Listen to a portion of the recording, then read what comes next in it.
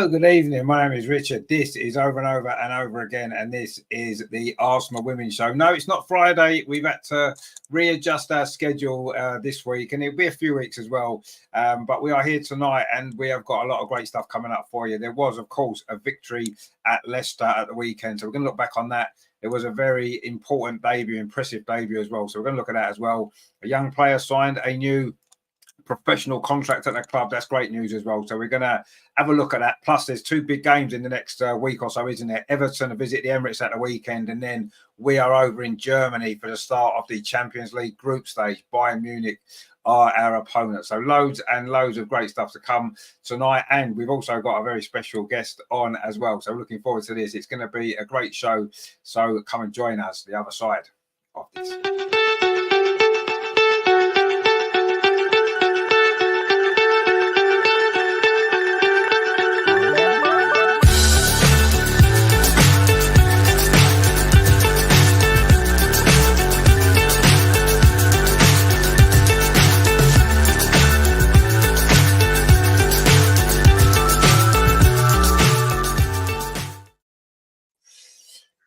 Of course, we've got Lord Andreas with us. It wouldn't be a show without Lord Andreas, would it? You okay this week, my friend?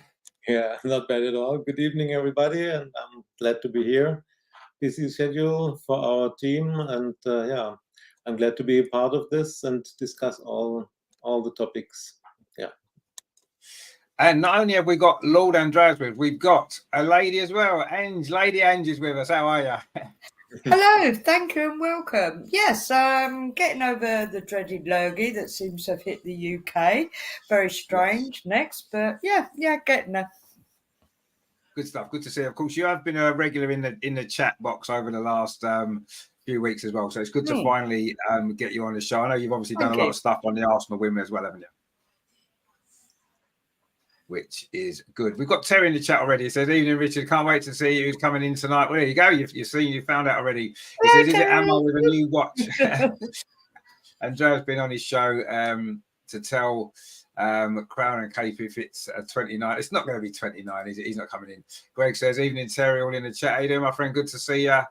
Terry says, "Evening, all in the chat. Hit the like button on your way in. It stops you forgetting." It does indeed. It stops you forgetting. Do it nice and early indeed is what you have to do. Greg says, "Had some bad news and was on the phone to my sister all night." Oh dear, hope you're okay, mate. Hope everything is okay. And Terry saying, "Hooray, it's Angie." Indeed it is. Good stuff. Terry's happy, which is good to see. It's good to see. Now, of course, only one place we can really start. That's going back, of course, to the weekend and what turned out to be not quite as comfortable a victory as we anticipated, but we did get the 3 points.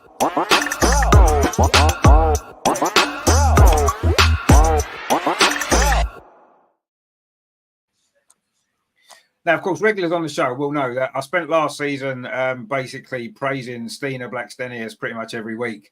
And we've got a new star now, someone else who's going to probably take over and going to get the praise every week. And it's a new goalkeeper, Daphne van Domselaar, of course, who I've been wanting us to sign for over 2 years. She's finally here. She finally made her debut. Wow, what an impressive performance. I mean, Andreas, we wouldn't have won that game without Daphne in goal, would we? I don't think. Absolutely, I agree. She was player of the match, and it's great that she had such a good debut and she could show her potential. Of course, Jonas said in the press conference after the match that she has to learn things, and she's still developing. Yes, of course, but the way she played in her debut was really impressive, and as you said, I'm totally convinced that without Daphne we wouldn't have taken 3 points. She was outstanding, fantastic saves, but not only the saves that of course saved the 1-0, the way she played, her confidence she showed, how good she was with the ball on her feet, and everything. The whole display was just outstanding. And I wrote it in the Facebook group. Now, finally, we have a world-class goalkeeper, and now we must play her week in, week out, as often as possible. I hope so. Yeah, I think it'd be impossible to leave her out of the team after that performance. I mean, I don't think Manu Zinsberg has had a bad start to the season. Actually, she's played quite well, but that performance from Daphne was just different level. And I don't think we keep the clean sheet with Manu in goal. I just don't.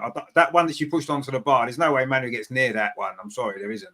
And, you know, a couple in the second half were great as well. I mean, Ange, what a great debut that was. Of all the debuts we've seen in recent years, that's got to be the best of the lot, hasn't it? Well, do you know what? We were all waiting for her, and it was a slight surprise. Yeah, it was. I love goalkeepers. I really do. She looked confident, and that's what you want to see, a confident goalkeeper. And to me, she did nothing wrong. Nothing wrong at all. Yeah, and and I've seen it played back now, and I thought I like that. And can I just say, I really want to put this out. I love the passion in goalkeepers because I've grown up having to think about goalkeepers from other than the Arsenal. I hasten to add, sorry, fact, more so for the men. But yeah, I love Manu. Her personality is second to none. But and I'm not a religious person, but there's times where I actually want to pray. Sorry, I know that sounds awful. I love her, but there's a but. Yeah, whereas with Daph, I thought, and I, like yourself, I was very much rooting for Daph. She's young, she's tenacious. Yeah, this is the way forward at Arsenal. I hope so. I mean, looking at that performance, I can't see how she can get left out. I think that would be a backward step now. You know, and I know it's tough. And I agree. Manu is a great personality. You could see the way she ran on the pitch at the end to give Daphne a hug and stuff like that, congratulate her. And that's great to see. And Manu's a great character and we love her. But as a goalkeeper, we've now got a better goalkeeper, haven't we? And I think that we saw last season how many points that could have saved us this season with Daphne. She's already just won us at least 3 points on that performance on Sunday. And if that's a sign of things to come, she's got to stay in goal, surely. We've got Chelsea coming up soon. She's got to play, surely she's got to. Sorry, Rich, can I just say, we all watched the hype. We saw her being introduced to the Arsenal. Manu's time is going to come to an end soon. We know this because she's now a family woman. She's got a child. It may be January. It may be further down the line. But, Daph's going to become our number one, isn't she? Without doubt. She wouldn't have come to us otherwise. No, absolutely. Yeah, she's come to be number one. And after that performance, she deserves to be number one. I mean, it wasn't, obviously Daphne took all the headlines for a fantastic performance. I mean, the performance overall, Andreas, what did you make of how we played? Because we made very, very hard. I mean, Leicester played well. They defended really well. But we made really hard work of that, didn't we? You know, even getting that goal early in the second half, I thought we would relax and go on and get 2 or 3, but we didn't, did we? We kind of never really got going, did we? Well, this is one of those, we call it dirty wins. You have to win these matches, these tough matches. These are 3 points that count in the end. And when you look back to the last seasons, Chelsea won a lot of these dirty matches, 1-0, when they were not the better team, but they grabbed the 3 points, and we didn't. So this is very, very important. And of course, we are in start of the season, but in the middle of a very busy schedule with Champions League mini tournament, then the Champions League playoffs, the first WSL match against Man City. The players were tired. You saw that there were really tired legs, and it's difficult in such a match when you know the Champions League's coming and nobody wants to risk injuries, and normally we should rest more players, but we were unlucky with the injury of Laura Wienreuter. Therefore Emily Fox had to play. She needed a rest, and Jonas subbed Katie McCabe, and he said she was really tired. I think everybody was afraid when Katie was up.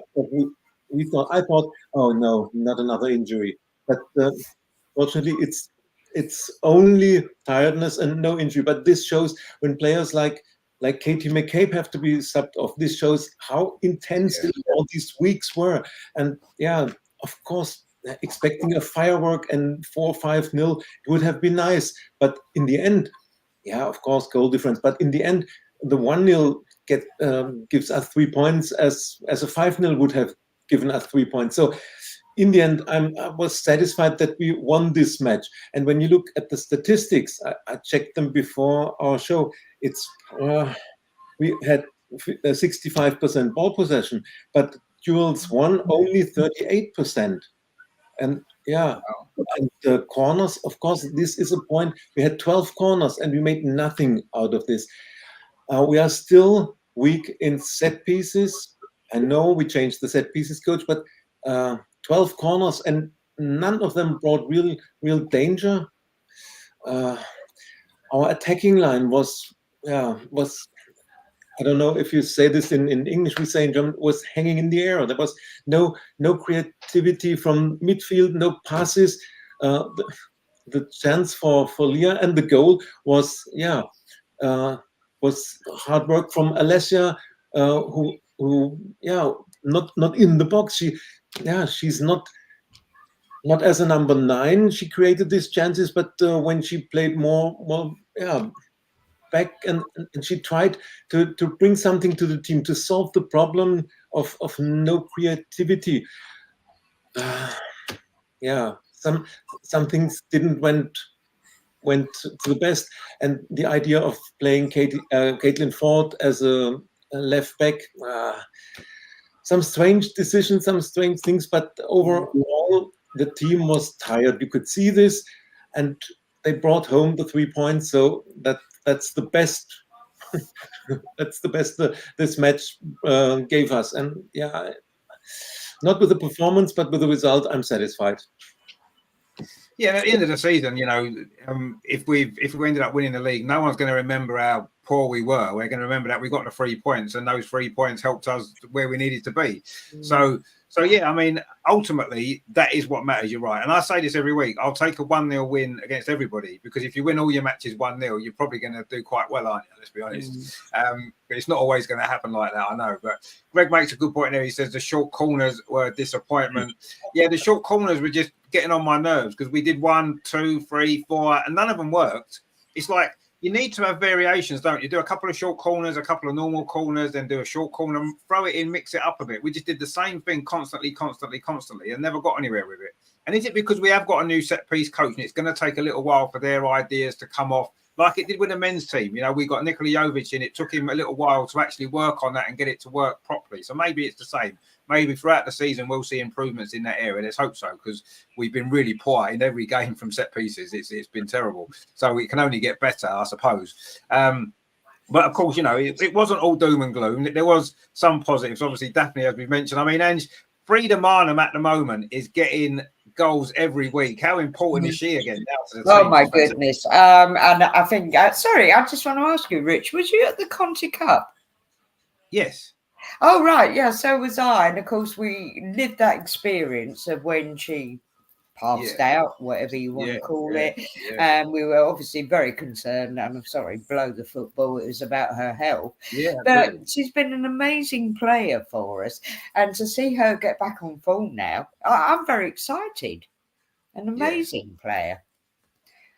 She is an amazing player, yeah. And you're right. I mean, last season, she would admit it, and I think Jonas has said it himself, she wasn't maybe at her best last season, but she's firing this. I mean, she's been brilliant every game this season she's played.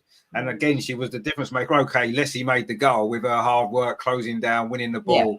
But Frida makes those runs constantly into the box, doesn't she? She's always gets herself in those positions. That's why she scores as many goals as she does, because she's always there, isn't she, to put those chances away. The winning goal against the Rosenborg, wasn't it? A goal against Hacken, a goal against Man City, and now another goal, a winning goal against Leicester. I mean, fantastic, isn't she? And you're right. We was at that cup final. Andreas was there as well, and to see her go through what she went through on the pitch on that particular occasion was horrible, wasn't it? So the fact that she's now fine, she's playing, and clearly whatever issue that was she had is in the past. And I think that I was just grateful to see her playing football again to begin with. So to see her playing like this, it's incredible, isn't it? We've got a few comments actually. Where are we? Terry says we ain't got to worry about Salty FC this season. As long as we stop playing our terrible, no one can stop us. Well, we need to get going, don't we? A little bit. Shades of Us says remember to hit the like button and subscribe if you're new. Exactly. Yeah, that's what we always say, don't we? Terry says you haven't got nothing to worry about now, Greg, because we've got Ange to look after us. Exactly. We've got no problem anymore, so it's all fine. I've got no tactics, but I'm always optimistic. Well, exactly, and that's what it's all about, isn't it? We've got 170 Gunner says, "Did you watch Lee Gunner's epic Saka out rant?" No, I didn't. I don't watch him at all. But oh my God, sorry, what is that all about? What is it about with these so-called seriously? I don't know. I mean, it's madness. I mean, if that's what actually he's done, that is madness, isn't it? I mean, you know, of all the players that you could pick on in the Arsenal, seriously, Saka would be the last one, wouldn't he? Let's be honest. There's probably 10 other players you'd get rid of before you'd even think about getting rid of Saka. But anyway, some people, I don't know what goes on in their mind, but ultimately, though, we got the 3 points, and it's one of them games that, as you said, Andreas, that Chelsea tend to win a lot of in a season, don't they? They scrape by. They had one against Aston Villa a couple of weeks ago, didn't they? 1-0. They were hanging on a bit, and it wasn't their greatest performance, and they got the 3 points, and it's a good habit to have. Yes, I think we all know we're going to have to play better in some of the upcoming games that we've got if we're going to get the 3 points again. But each game's different, isn't it? The opposition's different. And I thought Leicester, I think we have to give them credit because they were very, very well organised. They worked extremely hard. They made it tough for us, and they had 2 or 3 big chances of their own. They could have snatched something from that game. So I think we have to sometimes take into account the opposition as well. It's not just about how we play. We can only control how we play, but sometimes you've got to look at the opposition and say, you know what, they just had a really good game. And we were slightly off our game, and that can be the difference. There's not a lot to choose between most teams in this league now, really, when you look at how much the gap's closed. If one team's slightly off, the other team's on their game, you can get some shock results. And we didn't luckily get Rich. Sorry, Rich, I just want to interrupt there. But also, they were at home, and they need to try and get up next. I did actually. I'm not one for the bloody stats. The stats. I'm really not. Where did I write it down?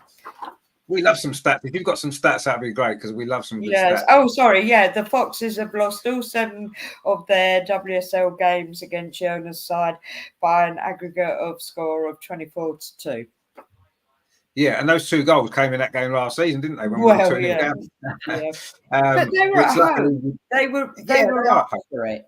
Sorry, I'm really not technical, but they're at home, they're up for it. And it was interesting, you was in the chat and you said about Fox, and she got slightly outclassed. All right, a lot of it was tiredness because we know she is a sensational player, but she got slightly outclassed. But listen, we won, it doesn't matter. Exactly.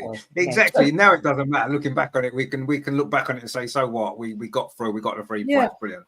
And that's what matters, isn't it? Greg says Leicester played well against Liverpool to get a draw. Yeah, they did. And, you know, they look as though they've got a new manager in this season. They look as though they've got something a bit more about them than maybe they've had previously. And I don't think anybody's going to find it easy going there against them this season. And they could easily take points off some of the other top teams as well and do us a favour, get a draw. They could easily get a draw with Chelsea or Man City or Man United at their ground. So let's be grateful that we cut. I know there was a lot of comments in the game the other day, and they were saying they're disappointed it was only 1-0. We should be beating. Let Chelsea be beating Leicester 5-0 by now.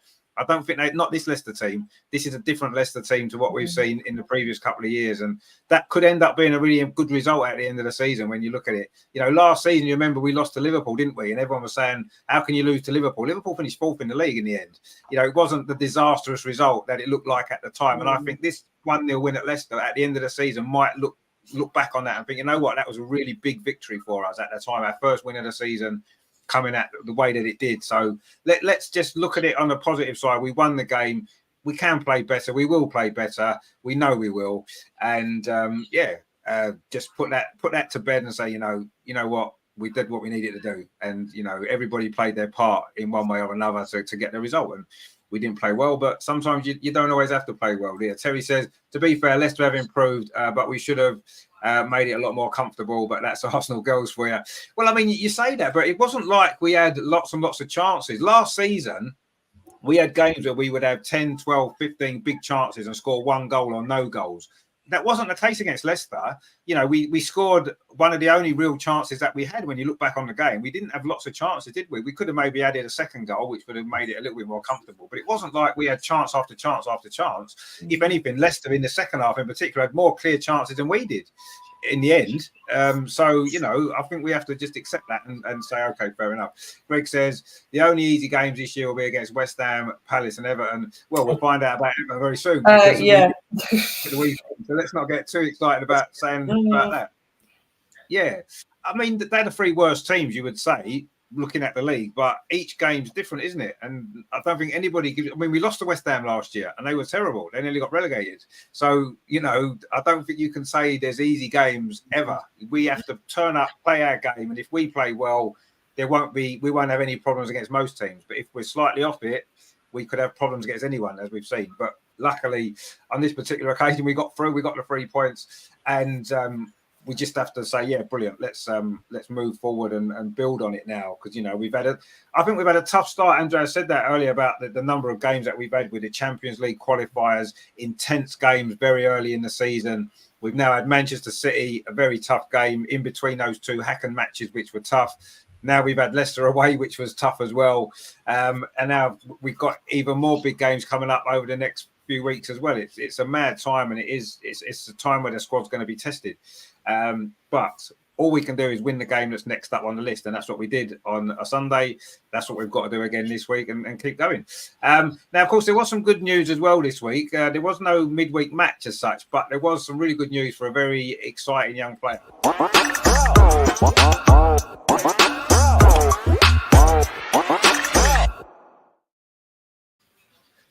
Now, of course, we love academy players coming into the first team and establishing themselves. You know, obviously the men's team have had a history of it. And obviously currently the women's team, we've got Leah Williamson, Lotte Rubenmoy, and now we've got Katie Reid. And I have to say, from what I've seen of her playing in the pre-season games that she played, the tour in America and stuff, she looks like she's basically learned so much from Leah, the way that she plays the game, the way she reads the game. She's so comfortable on the ball. And I really think we've got a real gem of a player here.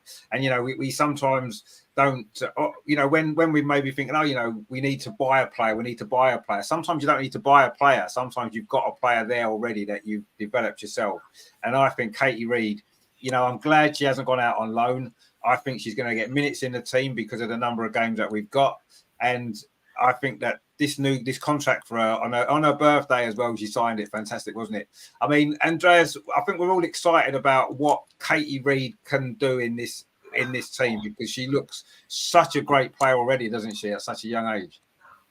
Yeah, I was very, very happy when I read that she signed her first professional contract this week.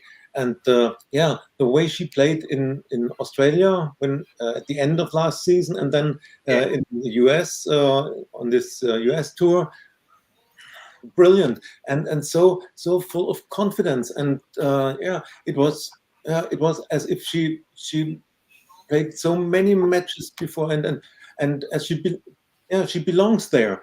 And I read a lot. Leah said. Katie Reid is probably the shyest person she ever met. She's humble. She wants to learn. And when you hear what she said after signing the contract, she said players like Leah or Lotte, they paved the way, and they showed all the academy girls and academy players that it is possible. You can make your way through the academy into the first team. And she's the best proof for this. I think if she stays free of injuries and her development continues the way it did in the last month, then she surely will be our next Lioness. She has a great career in front of her, and the way her personality is, she's shy and humble, etc. This will help her to establish her in this team, because she wants to learn. You saw it in her matches in the US. She learns from one match to the next, and who better to learn from Leah and Lotte, who made their way through the academy. it's just fantastic. And she's very tall. That's good for a centre back.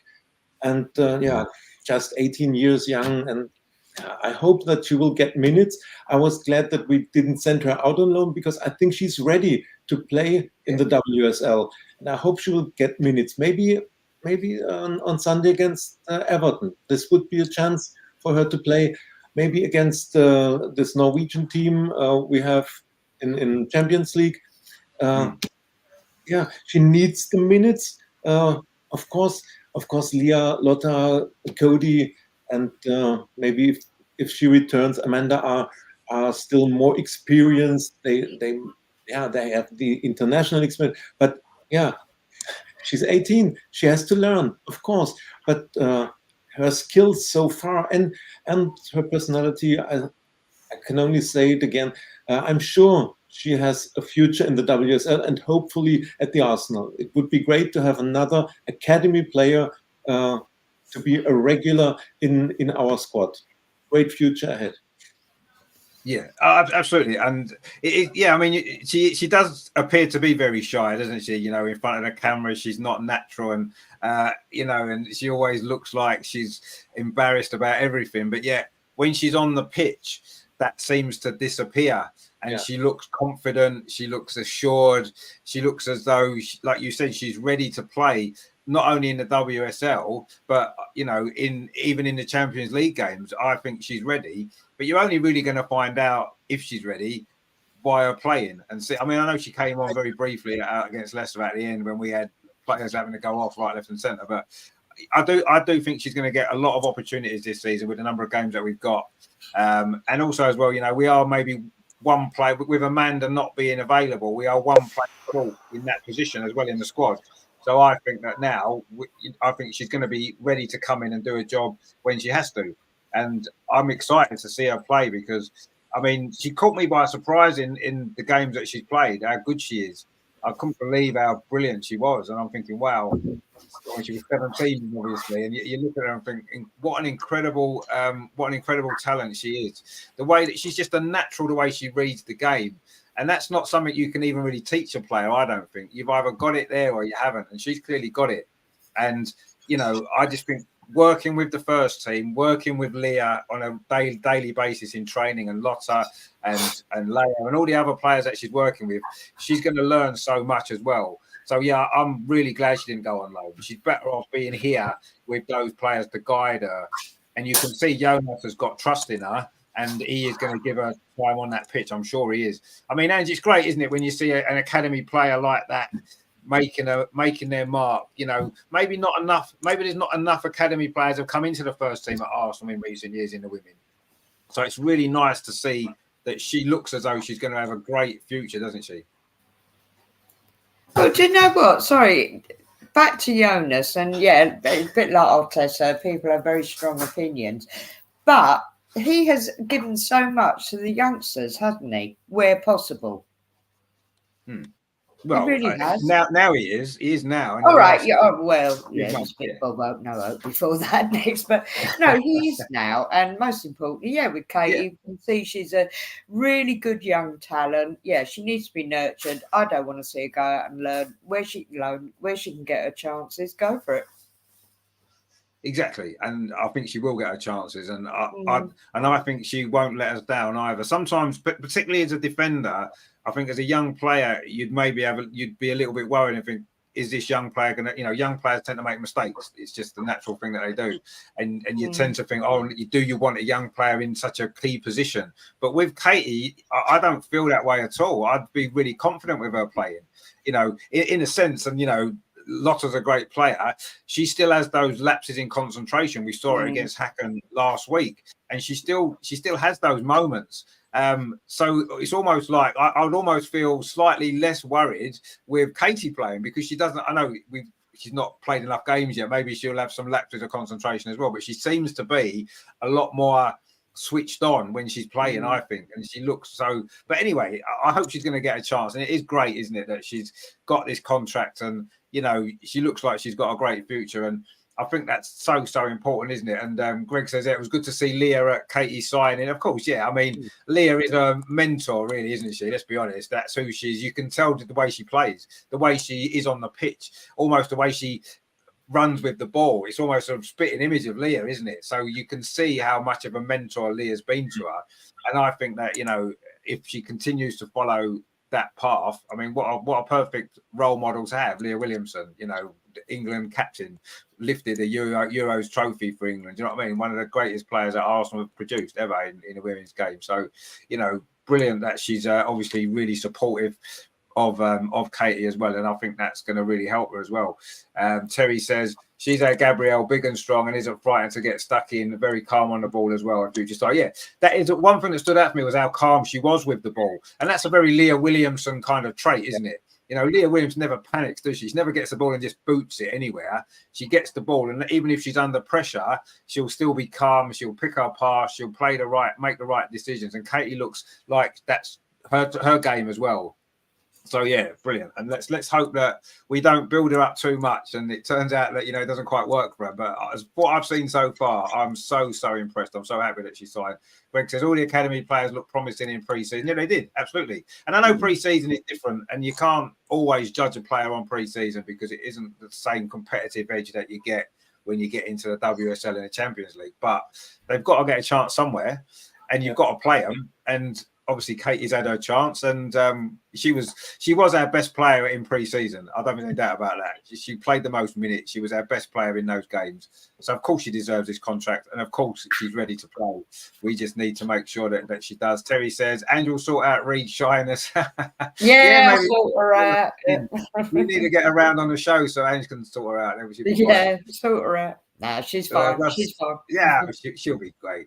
Russ says, evening, everyone. How you doing, Russ? Good to see you. I hope you are doing well. Terry says, play Katie Reed in centre midfield. Well, I don't know about that yet. Let's get her in the back four first, and let's get her settled in there because that's her natural position, isn't it? And let's get her in there first. Dirk says there, Van Domselaar. Yes, good. Well, Van Domselaar was brilliant.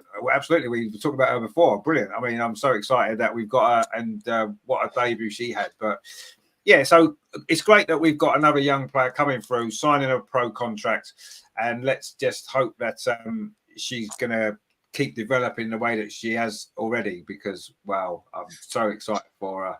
And it's great. It was great to see, wasn't it? Now, of course, we were talking before, we've had a busy schedule, and the busy schedule isn't about to get any less busy because we've got a really big week coming up now with two really big games starting, of course, on Sunday at the Emirates, where, of course, this is the reason why one of the reasons why we're doing the show tonight, because Andreas will be flying over to London on Friday for this big game on Sunday. Now,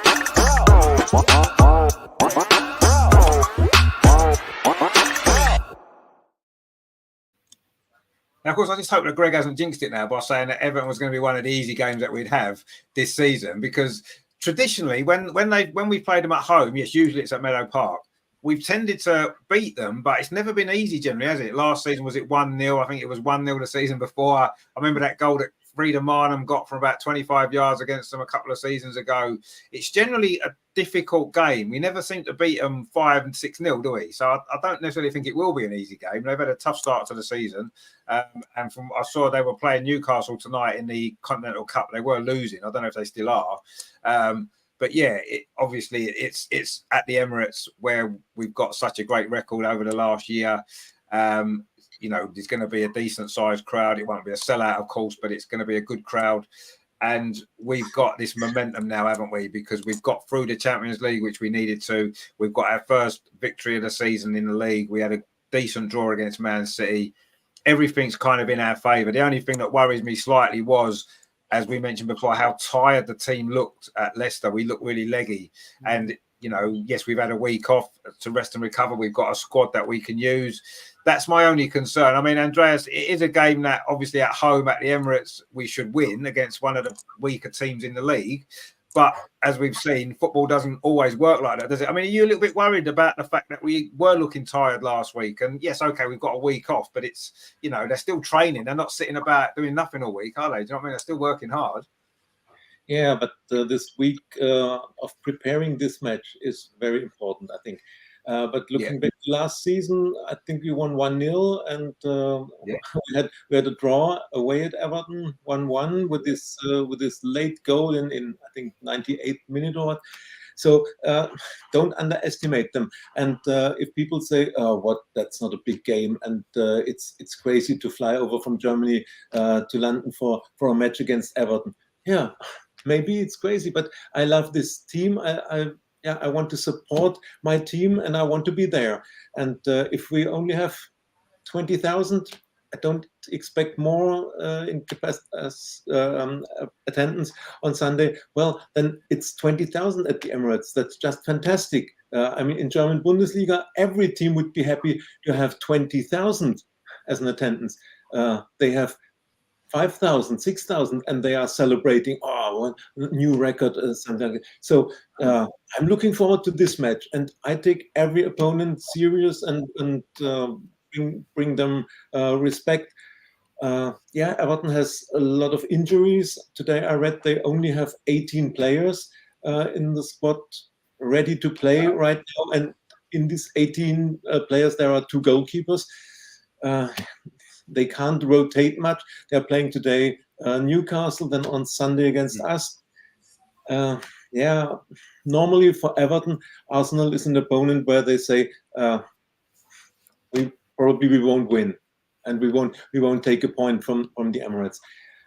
For us, nothing else than 3 points are counting on Sunday. We must win this, but I'm sure everybody has in mind the match away 3 days later in Munich. So it's difficult for the concentration, and it will be Jonas' task to make clear that only this 90 minutes against Everton are counting on Sunday. Nothing else. Don't look 3 days ahead. No, only Everton. We must win this.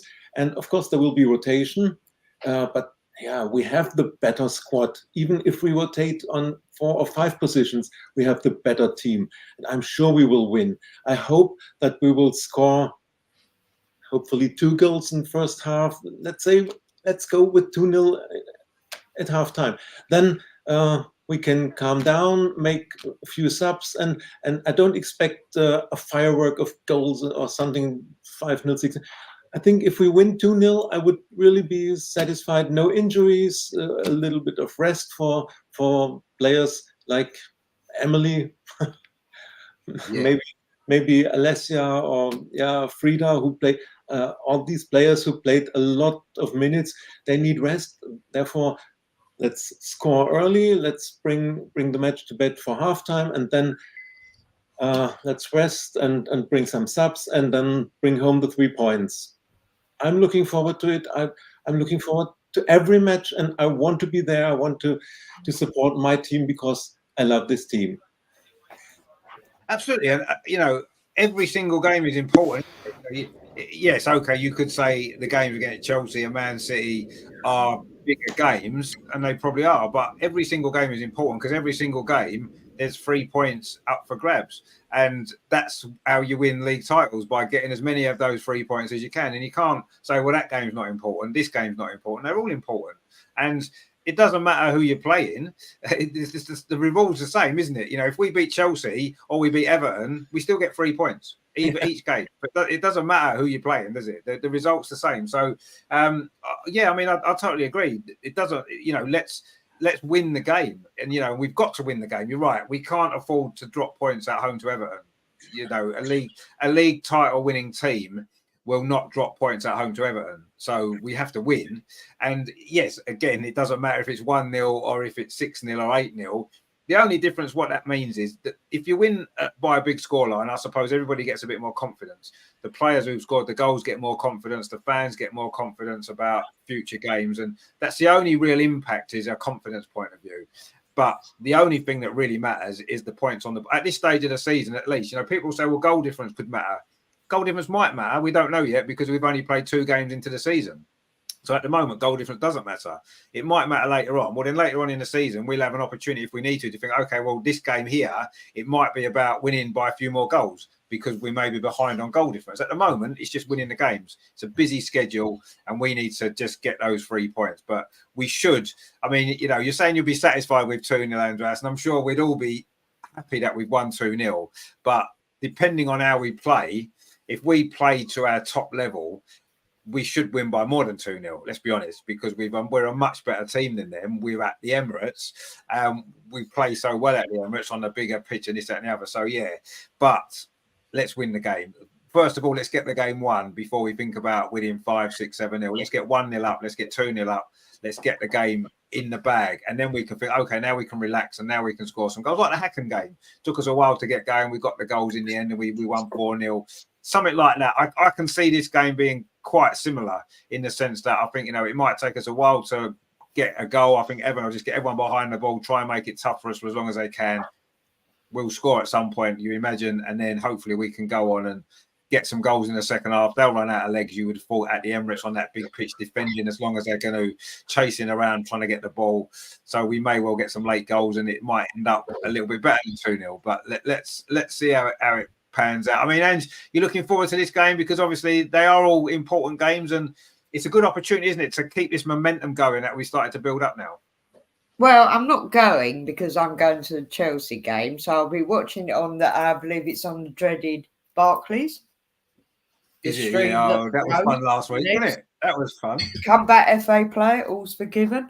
Whatever. Yeah. And I do like to. I mean, listen, I can do watch-alongs. I'm loyal to you, my love. But I like to have it on in the background, and especially good when it's on telly. Really not good picture quality, fact.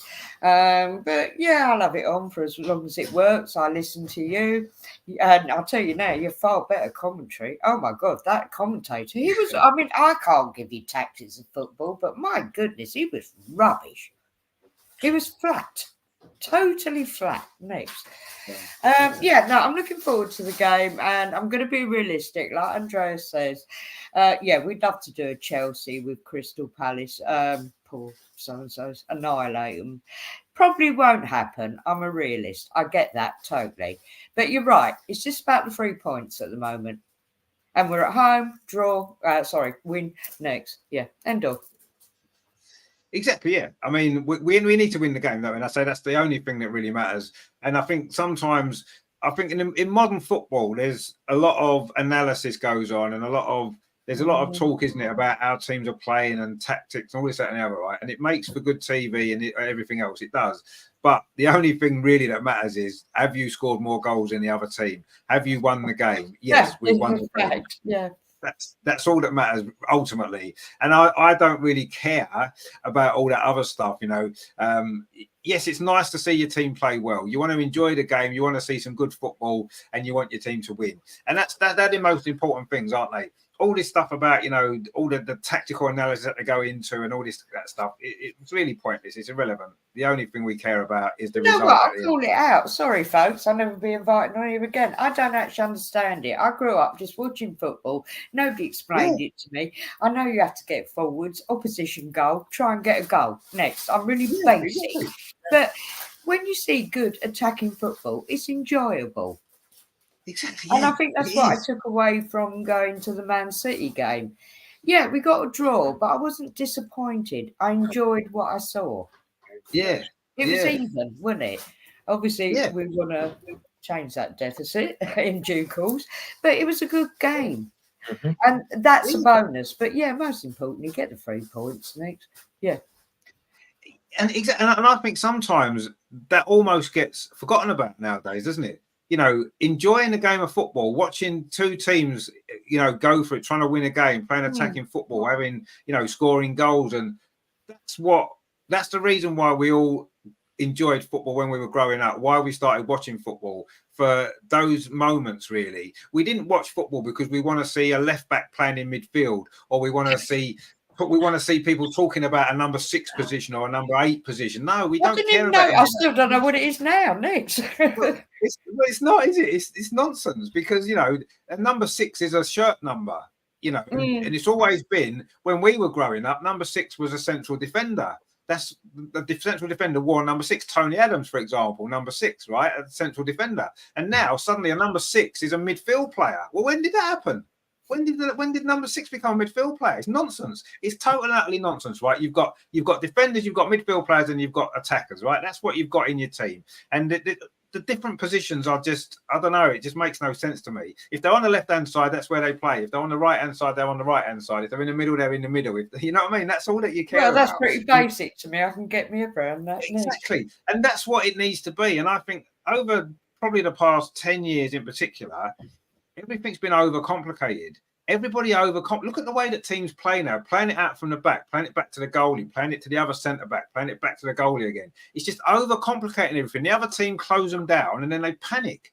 It's just, why not make it simple? Get the ball from your goal to the other goal as quickly as you can, and then you've got more chance of scoring a goal. If the ball's in your penalty area, knocking it between your defender and your goalkeeper, you're probably not going to score a goal doing that. Probably not, let's be honest. But if you lump a long ball forward to the other penalty area and get your players in there, there's a chance you might actually score a goal, because that's where it's going to work. So I don't know how this has come about. It's probably Pep's fault, a lot of it.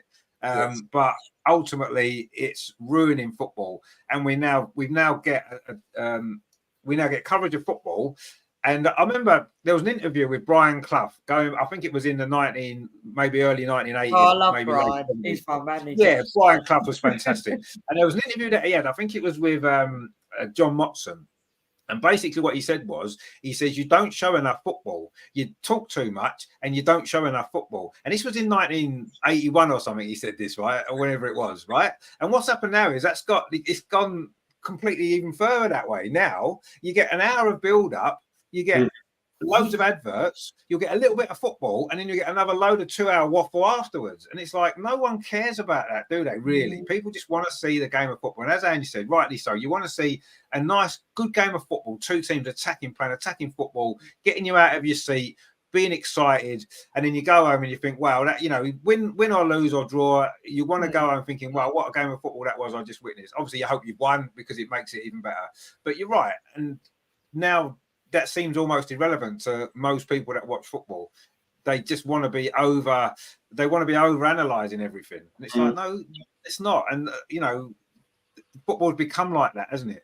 Inverted wingers, inverted this, that, and the other. No, just get out there and play football. Don't worry about all that stuff. Yes.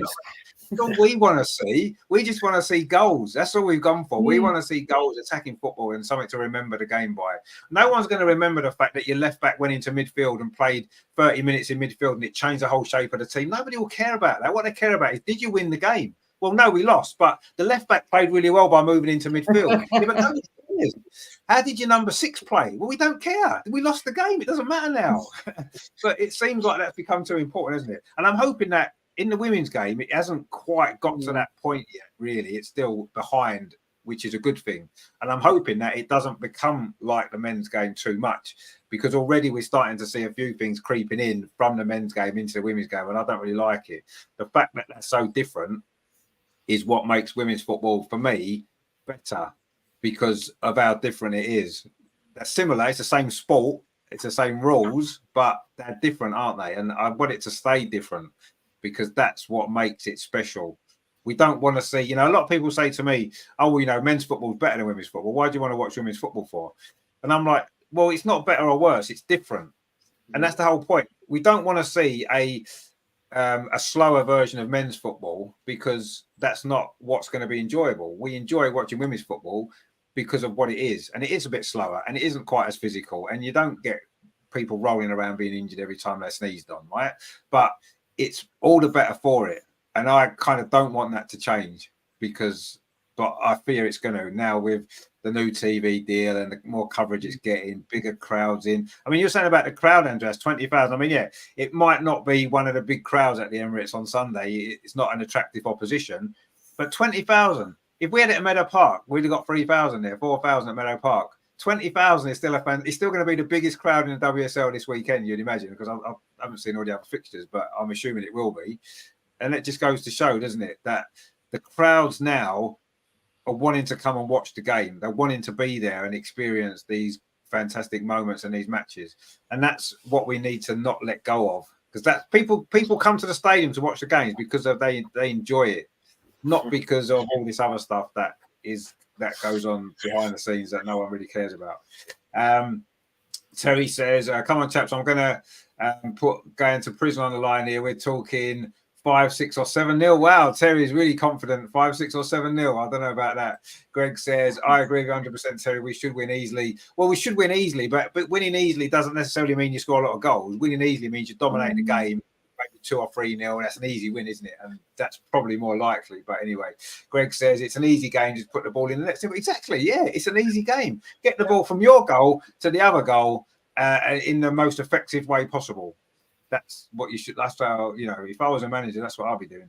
Terry says, and if you had number 29 in your football shirt, you played park football and worked on the market, how things have changed. Exactly. Yeah. Number 29, you wouldn't even be on the bench, would you? If you had to wear 29 back in the day. That was about it, wasn't it? Terry says, I only worry about field tilt. Yeah. Field tilt's the most important thing, whatever that is. But yeah, fantastic. Terry says, no, it's much better. No cheating, especially now. Salty's Emma in the USA. Yeah, I mean, you don't get all that theatrics there that goes on in the men's game, rolling around, pretending to be injured, just time wasting and all that kind of stuff. But it's like the way I describe women's football is it's men's football without all the unnecessary nonsense that you don't need. The drama, yeah. Harry Kane next. Sorry, had to mention. No, but it's true. No, absolutely. I think it is. I think it is, and that's why I now enjoy watching women's football more than I enjoy watching men's football, especially the Premier League. I mean, sorry, can I just butt in, Terry? Please don't mention Emma Hayes' in any shape of. You'll start me off, and Rich will have to kick me off. Don't start me off. Sorry. Well, no, exactly. We shouldn't really. Well, we don't need to talk about her anymore, do we? Because she's not here. She's gone. She's left with all her legacy of nonsense that she had with her. And it's probably for the best from our point of view. So, but yeah, so. Obviously, we're confident. We need an actual score prediction, Andreas. What's your score prediction for Everton? What do you think it'll actually end up? Are you going for 2-0 or do you think we might win by a few more? If we play Everton with no Champions League 3 days later, I'd say we will win 4-0, 5-0, maybe. But not with this important game 3 days later. I go with a 2-0 and I say we will rotate in the lineup, and we will hopefully rotate during second half or something like that. And if you play with players like Katie Reid or Catherine Cool, then it's different.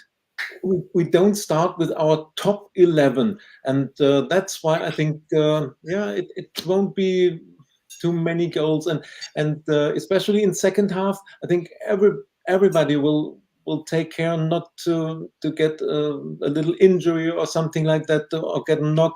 So if we have the lead, and I'm convinced we will have the lead in the second half, then we will bring it home. And the good thing in football, one reason why we fell in love with this sport is it's unpredictable. Every game starts with 0-0, even against an opponent like Everton. It starts with 0-0, and both teams have the same chance. They have 90 minutes to play, and you can only win if you score goals. No ball possession wins a match, and that's why I want to be there. It's a new match. It's an open match, and I want to support my team. I want to see my team win, and I'm sure I will see it on Sunday. And I'll go for 2-0. If it's 4-0 or more, I'll be more happy. But let's take the 3 points, and I will try to bring some stadium atmosphere again in my match day vlog, if you like. Absolutely. I mean, I think everybody loves the vlogs. It's really gives everybody who can't be at the game a little experience of being in the stadium and stuff like that. I think it's great. But hopefully there's more than 2 goals. But you're right. Let's get the game won. And I do think the Champions League game will have an impact. Of course it will, because, it's an important game. The first game of the group stage, it's, the toughest game of the group stage as well, on paper at least. So, I do think that will play a part. I do think squad rotation is going to happen. And yes, it's probably not going to be the most fluid Arsenal performance, probably because of those reasons, because of the changes to the lineup and this, that, and the other. So, but let's get the game won. I mean, 2-0 do. I'm not saying 2-0 won't do. I'll be more than happy with 2-0. But, obviously, I think a lot of people would expect us to win by more than 2-0. But as you said, every game starts at 0-0. Every game's a new. It's a clean slate for everybody, isn't it? Everton will go there thinking it's 0-0. We can do what we can to try to leave with a point at least. So it's up to us, isn't it, as a home team, to make sure that we break them down and get the goals. I mean, Ange, what would be your score prediction against Everton? Are you a little bit more confident for some more goals, or you just take anything to win? No, I'm just going to be a bit because Andreas is and yourself so right. We've got a Champions League and it's Bayern coming up. I'd like more than 2-0, but I'll be realistic. I'll be happy we win. That is the most basic thing. Yeah. But sorry, Everton, because I really rather like your men's team. I like Sean Dyche. Sorry, I am a fan. Next, I admit that one, sadly. And I'm going to feel sorry for him. But I want to do Chelsea. I want to thrash him. Sorry, but it probably won't happen.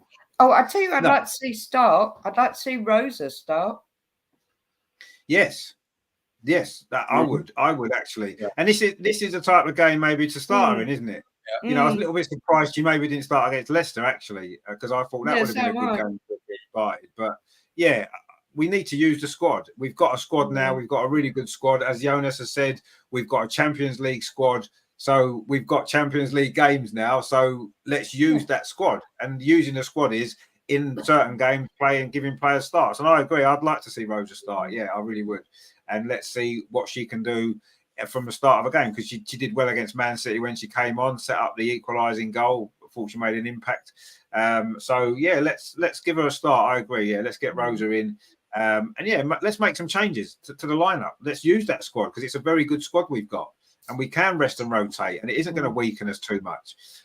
So yeah, let's. Last week we said it, didn't we? Daphne should start against Leicester. We said Daphne started against Leicester because we know Jonas watches the show back. So this week we're saying start Rosa. So if he starts Rosa, this is the sign, right, Jonas? If you do watch this show, the sign is you start Rosa on Sunday, right? And then we know you've watched the show because last week you started Daphne like we told you to. This week you're going to start Rosa, so we'll know that you watched the show. If no, you've got to speak with the right accent. Is Jonas? You need to start Rosa, and they'll be talking in Swedish, and he doesn't speak like that. No, he doesn't, but he's very cool. I like that. I won't even do a German one, Andreas. Don't worry about that. We'll have to in a minute when we talk about the Bayern game. Greg says Chelsea have got their game postponed this weekend because of Champions League. They should be made to play. They've got one of the biggest squads in the league. Well, quite honestly, I think they should have made to play the WSL game on Monday, the Champions League game on Tuesday. That's what they should have been made to do. Not cancel the game. I agree. I think it's ridiculous. You know, Man City last week, everyone moaned about Arsenal, the men's team. Man City men's team played us on the Sunday. They then played on the Tuesday night in the Carabao Cup, and they rotated their squad, which is what it's about, isn't it? Chelsea have got a squad. Use their squad. Who are they playing? Who are they due to play in the WSL? It was not one of the top teams, was it? It was. Who was it they were meant to be playing? Do we know? Andreas will know. Who was they meant to be playing? Chelsea against Man United. Oh, it was Man United. Oh, it was a big game. Oh, okay, fair enough. It was a big game. But even so, you've got a squad, rotate your squad, and that's what you've got to do. You can't just postpone games because, we've got to play another game. Well, I'm sorry. Everyone's got to play 2 games if you're in the Champions League. And I know their game was due to be Sunday and then Tuesday, which isn't a big turnaround, and that is a problem, and no one really wants to see that. But they could have moved their game to the Saturday, couldn't they? They could have played on a Saturday. It's not only Chelsea's fault. As I read, the FA wanted to set the game against Man United on Saturday instead of Sunday, but Man United refused because they have to play a Continental Cup, was their argument. And so it's not only Chelsea's fault. The first mistake was to set this match on a Sunday, knowing that Champions League might be Tuesday. And it's possible that 3 English teams qualify for the group stage. So one of these 3 teams will play on Tuesday. So the FA should never set this match on Sunday or our match on Sunday. If we had to play against Bayern Munich on Tuesday, ours would have been postponed. So it was the mistake. They should have set Chelsea, Arsenal, Man City on Saturday. Yeah, So, no, that would have been a sense. But you see, what you're doing there, Andreas, is you're confusing sense and logic with the FA, and those two do not go together, do they? That would have been the logical solution, wouldn't it? Play them on a Saturday. Yeah. I mean, the Arsenal men's team are playing on Saturday at the Emirates, but that could have easily been moved to a Sunday. No drama. The game's not on telly anyway. So just play it on Sunday. It doesn't matter. Play at 2:00 on a Sunday at the Emirates, the Southampton game. And yeah, as it turned out, it doesn't really affect us too much because our game's not till Wednesday. But even so, yeah, that would have been the sensible option, obviously, to have played every game, put the 3 Champions League teams on the Saturday, because the WSL games on a Saturday every weekend anyway. Wasn't Man United playing tonight in the Continental Cup anyway? So they've still got a good gap Wednesday to Saturday, haven't they? So I don't see what they're complaining about. But let's blame Chelsea anyway, just because we might as well. Just blame them. Oh, yeah, go for it. Yeah, blame Chelsea. No, that's their fault. It's their fault. LG's gone for 2-1. Well, I think 2-1. I think that depends on whether Daphne's in goal or not. Yeah, in goal. Yeah, Everton aren't scoring if Daphne's in goal. Absolutely not. If Manu Zinsberger's in goal, then maybe they might get a sneaky one. But if Daphne's in goal, Everton ain't scoring any. No one's scoring any goals all season against us if Daphne's in goal. Definitely not. Greg says, forget about half-time. Give us your full-time score. Well, I think 2-0 was the full-time score, wasn't it? But I'm going to be a little bit more, I'll say optimistic. I think in the end we'll score a few goals. I'm going to go 4-0. I think we will win 4-0 in the end. I don't think it's going to be an easy 4-0. I think we might have to struggle to break them down a little bit. Be patient. I think in the end they'll run out of legs because it's a big pitch. They're not used to playing on a pitch that size. And I think in the end we will exploit that space. We bring players off the bench, and I think we'll get maybe 3 goals in the last 15-20 minutes or something and like seal it then. But I think it's going to be a difficult game, but I think we'll win in the end fairly comfortably, and it'll be good, and we're all going to enjoy it. Of course we are. LG says our women's team need a set piece coach. They've got a set piece coach. They've got a brand new one. Yeah, they've got a new one. And I think maybe that's the problem. We touched on this just before. Maybe this new set piece coach is going to need some time for their ideas to come across, like it did with the men's team. Exactly the same. It didn't happen straight away, did it? Nikola Jovic came in, and it took a little while for his ideas to come off and pay off. I think, we can't expect it to necessarily happen any quicker for the women's team, because these things take time. You've got to work on the training ground and work, and eventually you start to see the results. It doesn't happen straight away. So if we've still got these problems with set pieces at the end of the season, or even maybe after Christmas, then we'd have to maybe question and think, what's going on? Why haven't we improved? Why isn't this working?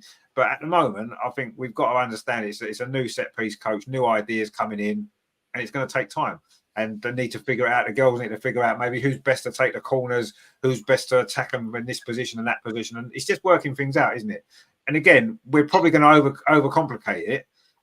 Short corners to me are overcomplicating things. You've got a corner, get the ball in the box, because if you get the ball in the box, it could end up in the goal. It might do. If you play a short corner, okay, you've got a different angle to put the cross in. But what happens is, as it happened against Leicester, the cross just gets blocked. And then the ball's suddenly up the other end of the pitch. It's like, well, what happened there? Just get it in the box. And you never know. Anything can happen. Deflection, the goalie can drop the ball and you can score a goal. Put it in that danger zone from a corner. You don't need a set piece coach to do that there. Who can cross a ball? Katie McCabe, you can cross a ball. Go and take that corner, stick it in the 6-yard box, and someone go and attack it and try and score. That's all you need to do. Don't overcomplicate. You don't need 4 set piece coaches at your club there. You just need someone to say, cross that ball into the danger zone. Just put it in there and see what happens. Attack that ball. Get the players in there just to attack the ball. Attack it and see what happens. you might get a few more goals by doing that. But anyway, Terry says, let's be honest, this season I haven't got any worries what player Jonas puts out. It's the best squad we've had in ages. Yeah, absolutely. You're right. Yeah, I agree. Yeah. Big time. And it's good, isn't it? Because we can rest and rotate for these games. And, we made some changes for the Leicester game. We're going to make some changes for Everton, I'm sure. And then there'll be more changes for the Bayern Munich. I'm pretty sure they will. LG says, I have to admit that a few years ago, the women's team was giving me more joy than the men's team. But now it seems like the tables have turned. We are so boring under Jonas. I kind of don't really agree with that. I still find the kind of Barcelona, Pep Guardiola style of the men's team boring. Personally, I find it quite boring. The women's team aren't as exciting to watch as they were a few years ago. I agree. It used to be all out attack and stuff like that, whereas now it's a lot more structured. And yes, to that extent, I kind of agree with you, but I still prefer watching the women's team to watching the men's team. I still think it's more exciting football, even though you may not agree because we're not scoring as many goals and stuff like that. But to watch what games, for me, they're better to watch. I mean, I know, Andreas, you think they're better to watch, don't you? The women's team games are better to watch, aren't they? Yeah, I agree. Of course, the Leicester match was one it was boring to see. But if you see the Man City match, this was really a great football match from both teams, and it was it was a joy to watch this match. Or last season, our matches against Chelsea, not the one at Stamford Bridge, but the one at home, and and the Conti Cup final. These were really matches. It was a joy to watch, and of course, we'll always have matches like Leicester, in which we discussed it earlier, that the only thing that counted last Sunday was to get the win. But all in all, I still enjoy watching the women's team and women's football because it's technically really, really good, and it's different to the men's football. But don't compare it. We often say don't compare the men's Premier League to the women's WSL. It's two different competitions, and we love to watch the women's football and the WSL, and this is what our show is about.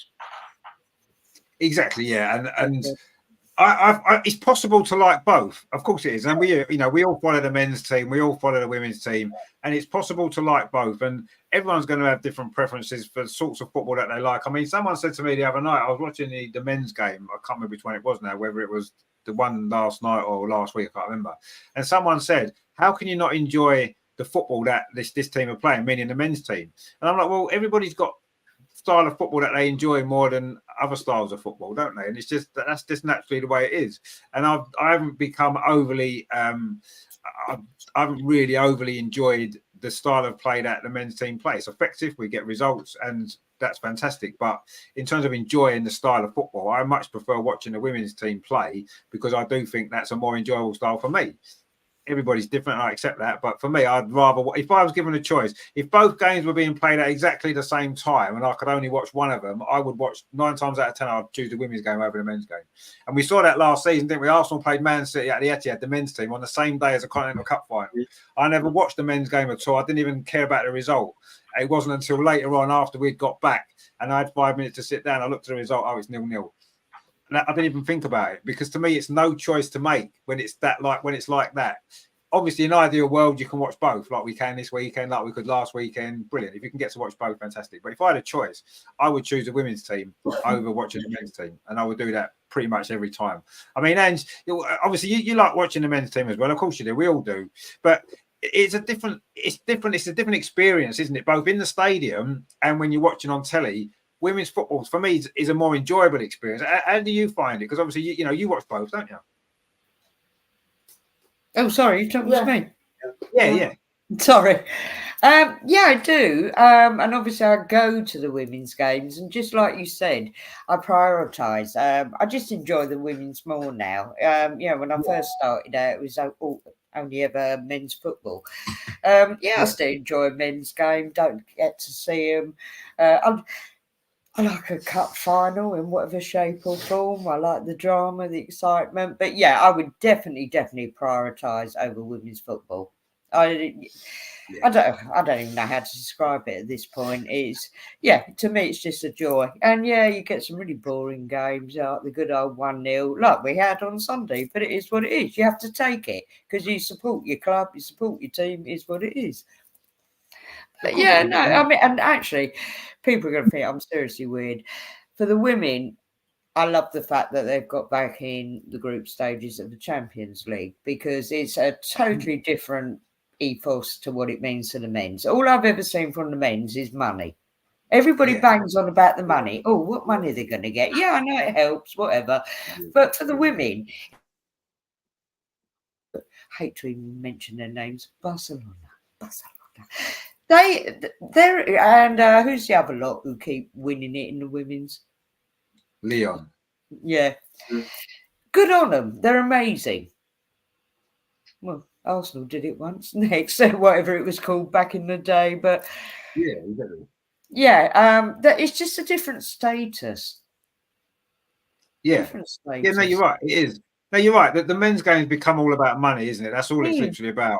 And I still think for women's football, the kind of prestige of playing in the Champions League for the players means more to them because the money isn't there. So they can't think about, well, I want to play in the Champions League because I'm going to get more money, or the club are going to get more money. You think about being in the Champions League because you want to play in the Champions League and you want to try and win that. I'm not saying the men don't want to win it. Of course they do. But when there's that much money involved in anything, that always clouds your thinking a little bit, doesn't it? It does, unfortunately, and that's the way it is, isn't it? Greg says Chelsea are worried because after Tuesday, their next game after that is against us, and they want as much rest as possible. Yeah, I think you're probably right, actually. That's probably why they postponed it, because they've looked at that and thought, you know what? We can't play 2 games before we play Arsenal because we'll get hammered. So let's reduce our workload. Let's just play 1 game, and we'll still get hammered. But anyway, maybe you're right. Maybe that's what they're thinking is. Who knows? Terry says, "Blimey, Richard, them meds you're taking for your cold must be strong. I can't believe 4-0 came out of your lips." Yeah, 4-0. Why not? 4-0. Let's do it. Let's do 4-0. Greg says, and I agree with you. We are the best team to watch in the WSL. We certainly are. There's no doubt about that. We're the best team to watch. 1, because of the crowd and the atmosphere that we generate, and 2, because of the players that we've got, and we just play the best football. I agree. I 100% agree with that. Terry says, I'm going to upset LG now. Arteta out. Jonas is king. That's true. Terry says, Richard, the word you're looking for is boring for the men's team. Yeah, I kind of do feel that a little bit. I've got to be honest, I do. And I don't want to feel like that, but I just do. Greg says, Arteta's tactics are poor. At least Jonas' team attacks. Yeah, they do. Yeah, we still kind of don't score enough goals. But anyway, LG says, do you agree with the possible proposal for the expansion of the WSL? Personally, I still prefer 12 teams, but with a slight change of 2 relegation slots compared to the current one. See, that's quite interesting, actually. That is a really good point. I personally would be in favour of it increasing to maybe, don't go straight into 20 teams, but maybe increase it to maybe 14 to begin with. But two relegations and 2 promotions has to happen, because that has to be the way forward. And yes, you could say the Championship isn't strong enough yet. You get 2 teams promoted, they're going to get relegated again. But that happens in the Premier League. So, you know, we've got to start there and allow them the opportunity. And I would like to see 14 teams and 2 relegations and promotions.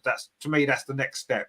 I think 12 teams isn't quite enough, because 22 games, you lose a couple early on and your season's gone. You can't win the league, and it's pointless. It's horrible like that. You're better off having more competitive, more games. You've got more opportunity to make things up. Andreas, what would you say? What would be your ideal number for the WSL teams?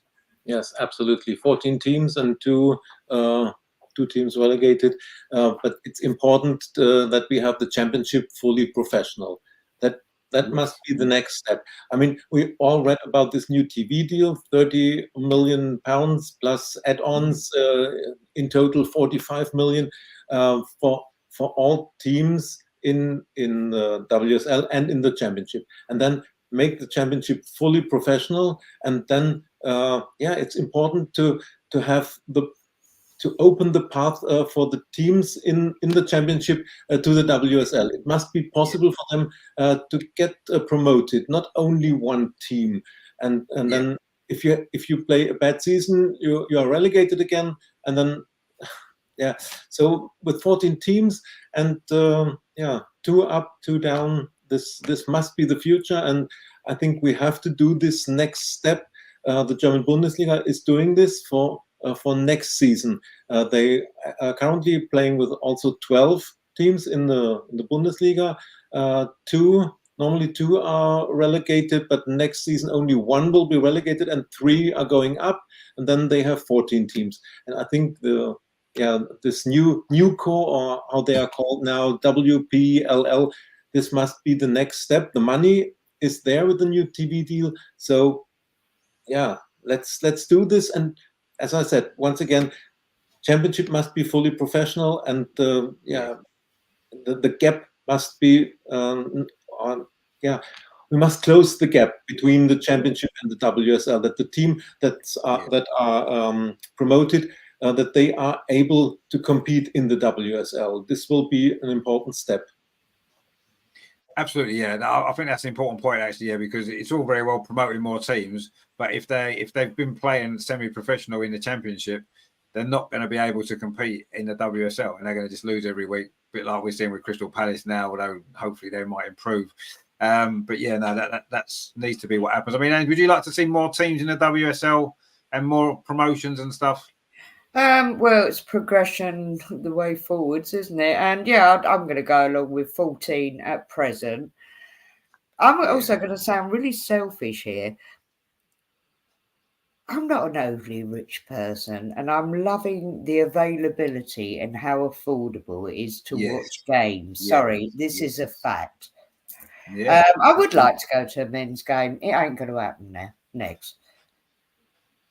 On whatever level, but I totally agree with what Andrea said there. Yeah, it's got to move forward now, but I wanted to do it. I'm being really selfish, just at a slightly slower pace. So yeah, the 14. I agree with you. And in a way, the move to the Emirates, although it was inevitable and it's a good thing because it means that the club are growing, it's kind of, it was nice being at Meadow Park when you could just turn up on the day, pay on the gate, go in, watch the game in front of, maybe 1,000 fans there. And that was kind of nice. And that's kind of moved away now. You can't do that anymore. You've got to buy tickets in advance. Even when the game's at Meadow Park, you still got to buy a ticket in advance. You can't just turn up and pay at Meadow Park anymore because it's going to be sold out. And the Emirates is the same. Obviously, you can't just turn up and buy a ticket and play on the gate. And it is moving quite quickly. And yeah, you make a good point about the tickets actually, Ange, because that's the one thing that worries me. At the moment, the ticket prices for the women's game, even at the Emirates, are still very, very reasonably priced, and in fact, they're more than reasonable. I think. Last time we went, I think we paid like 12 quid or something for a ticket. Yeah, you can still get that. Yeah, it's amazing. It is amazing. So and inevitably that's going to change. The prices are going to go up. It's going to soon get to £20, and it'll be £25, and it'll be £30, and it'll start to go that way. We know that's going to happen, and it will be a shame because you're right. In a sense, the tickets for the men's games now is priced a lot of people out of them. Absolutely, it has. Big time. People that used to go regularly can't afford to go anymore, or they go once in a blue moon because that's all they can afford. And that's not really right, is it? It's not really right because football was always the sport of the working class people, wasn't it? That's what football was built around, and now it's getting to a point where those same type of people can't go to games because they can't afford to go. Absolutely right. Well, that's the rise of the Premier League to kind of but it's true, isn't it? This is what has changed. Absolutely. And all right, you've taken out, and all right, it still goes on at certain matches, whatever. None of us, and we grew up in the 70s. Hooliganism was horrible. That is a fact, and all that went with it. But equally, the Premiership. Did you know what? Something that really gets me, and I'm not a lover of Sky. I'm able to access Sky. Thank you to somebody who allows me to access it. The betting, the gambling. I am so opposed to that. I mean, I personally don't gamble. I'm a bit thick next. I wouldn't even know how to do it next. Thank God for that little bit of money I got. Keep hold of it. But seriously, every time you go on, even on X, it's all gambling, isn't it? I think that's appalling. Really bad. Yeah, no, you're right. I mean, I've had a thing about this for a long, long time. That lots of football coverage is sponsored by betting companies. The Football League, I don't know if it used to be the Sky Bet Championship, didn't it? The competitions were sponsored by gambling companies, and I've had a big issue with that for a long time because people don't maybe realise that gambling can be a serious problem for a lot of people. Well, it's a serious addiction, It is, exactly, and it causes just as much problems and issues as alcohol, drink, drugs, whatever. And the fact that they wouldn't advertise drugs like that. They wouldn't necessarily. They advertise alcohol to a certain degree, but not in that level. And they keep saying, don't they? Gamble responsibly. If you're an addict, you can't do it responsibly. You're not able to function responsibly to do it. So it's ridiculous having that as a warning. The people that can do it responsibly aren't the people that you have to worry about. It's the people that aren't able to do it responsibly. And to stop that is to maybe stop these ads all the time in your face, forcing people to think, oh, actually, you know what, it's a good idea. I'm going to try that. And young people as well that watch it think, oh, you know what, I'll have a bet on the football because they've seen the adverts for them, and everybody talks about how they're cool getting it is. indoctrinated. Sorry, was it Wimbledon and all their young players that were calling out about being sponsored by whatever betting companies? I'm sure it's Wimbledon. I think it was last year. Yeah, I mean, but it's totally wrong. Yeah, exactly. I mean, it's. I agree with 100%. That's been something that's bugged me for years. It's not just now. That's been a big problem I've had for a long time, because I don't think that they should be promoting gambling at all. It shouldn't be promoted at all to anywhere. You know, it exists. We know it exists. We know how we can do it if we want to, but don't put adverts on all the time. Don't advertise it. You know what I mean? It's just wrong. I think it's wrong because of the problems that it causes. But there's too much money involved. You see, where there's money, it's always going to happen because of the money. But anyway, Greg says, get football back to the working class, not the star Malakis. Exactly, that's where it needs to be. It needs to be back with the working classes. That's where it came from. It's got to go back there, hasn't it? Terry says it's okay getting more pro, but the girls need to stay in touch with the fans, not like the men's team. Yeah, that's true. We don't want to lose that either, do we? That kind of personal touch that you get in a women's game, and we don't want to lose that, but inevitably it will. It's starting to change now already, isn't it? You know, you're not getting that same interaction with the players that you used to be able to get because there's more fans there. Suddenly it becomes more risky, more dangerous. Of course it is, and that's security and stuff like that. You've got to understand that's unfortunately that's the way it is. But yeah, I agree. I don't want to lose that, but unfortunately we're gonna have to accept that as part of the growth of the game. It's one of the things that we're going to have to understand, that you've got to lose some things to be able to grow and gain more. And I think overall the sport's going to gain, but we're going to lose a few bits along the way that we enjoy. And of course, it's not just one game this week. We do, of course, we mentioned it before. This time next week, we are playing, of course, in Germany. And there's someone here who knows quite a little bit about our opponents, I think.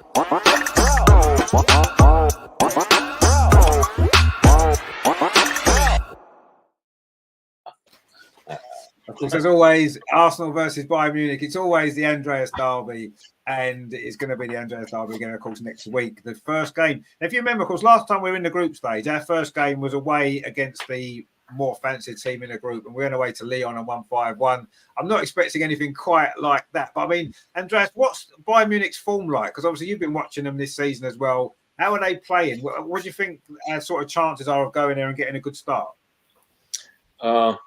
Bayern already played 4 games in the new season, and their results were 2-0, 6-2, 5-1, and 4-0. So they scored a lot of goals, and they 4 matches, 4 wins. So they are on a high, and it will be a very tough match. But all their matches were, with the same pattern.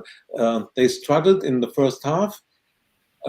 In the match against Leipzig and against Hoffenheim. They were 1-0 down until 43rd minute, and then they managed to get the equalizer and the second goal just before halftime. And in the second half, the floods were open, and they scored goal after goal. Against Hoffenheim, we all remember Hoffenheim as a very strong opponent from our Champions League journey a few years ago. Game against Hoffenheim, they were 1-0 down, then they won 5-1. And last Sunday in Bremen, they were 1-0 up at halftime. Then in 51st minute, Vigosdottir got a red card, and they had to play 40 minutes with 1 player down and scored 3 goals from 1-0 to 4-0. What? So, yeah. Did Arteta watch that game? What you mean you can score goals with 10 players? How is that even possible? You're not even allowed to attack with 10 players. How can you score goals? They scored 3 goals with 1 player down. So this says everything about their run of form and how good they are. And the biggest weapon Bayern has are corners and set pieces. Their first match in Potsdam, they won 2-0.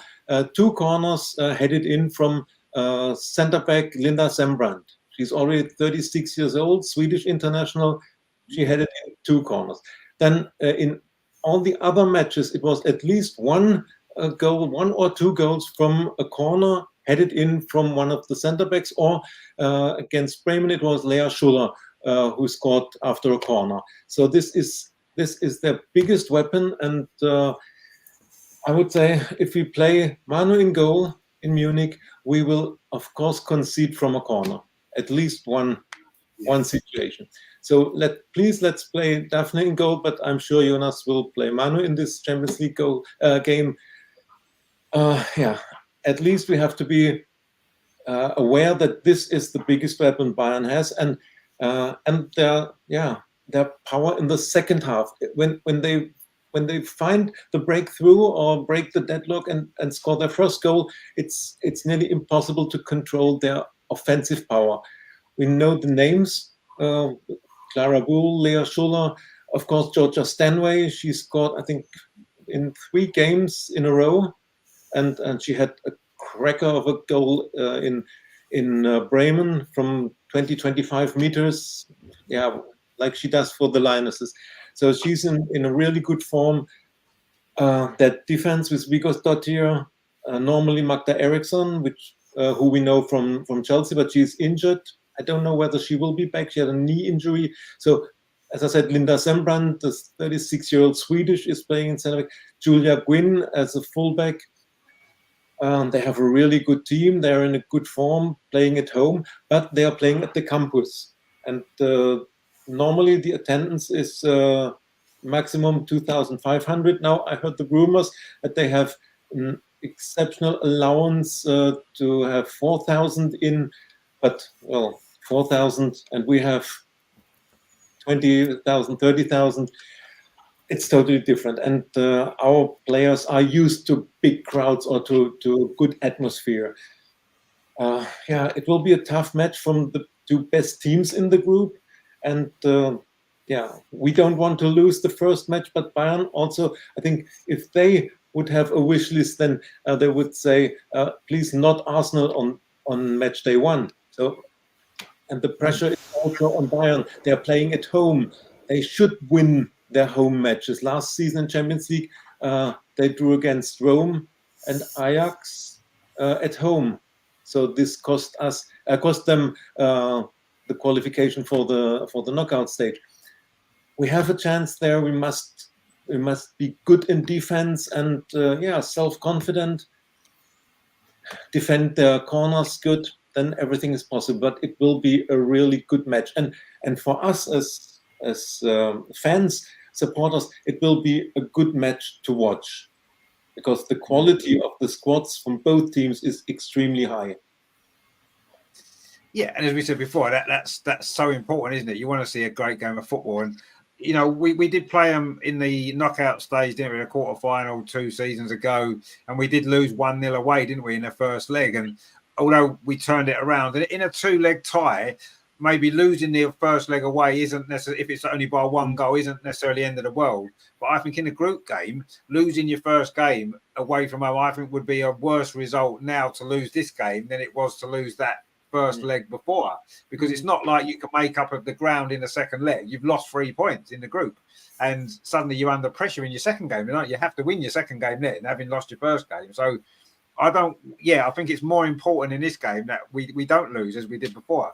And I don't know, it's definitely a tough one. LG says Bayern is much stronger than when we beat them in 2022, 2023. Andreas is agreeing with you, so that's obviously the case. Greg said 3-0 as German league, not as competitive as ours. I think 3-0 is a bit optimistic. I mean, we did play well in that game 2 years ago, didn't we? We were unlucky to lose. We had chances we should have won.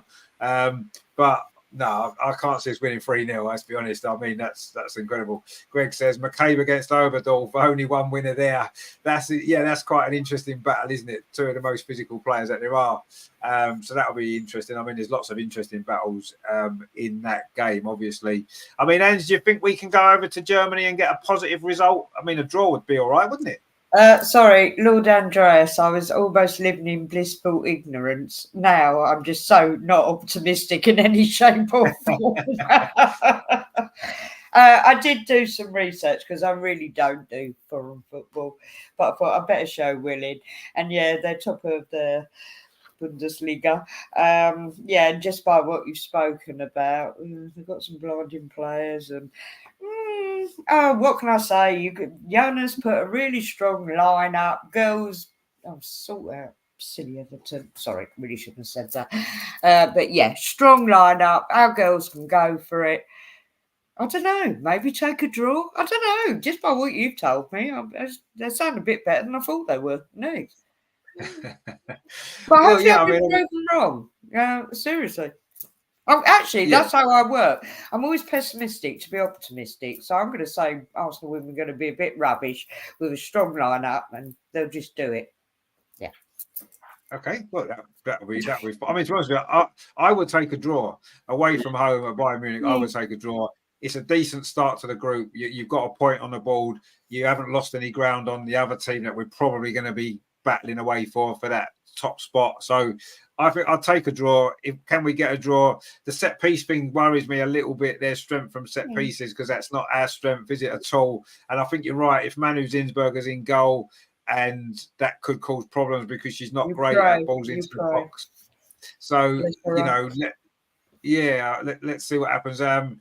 LG says Erberdorf is still sidelined with an AC. Of course she is, yeah. So we won't see McCabe against Erberdorf, will we? And that's probably a good thing for us, because although she's a spoiler, she's also a good player who does a great job for the team. So, it's probably not a bad thing from us that she can't play, but obviously it's an ACL injury, which is horrible. So we wish her all the best, of course.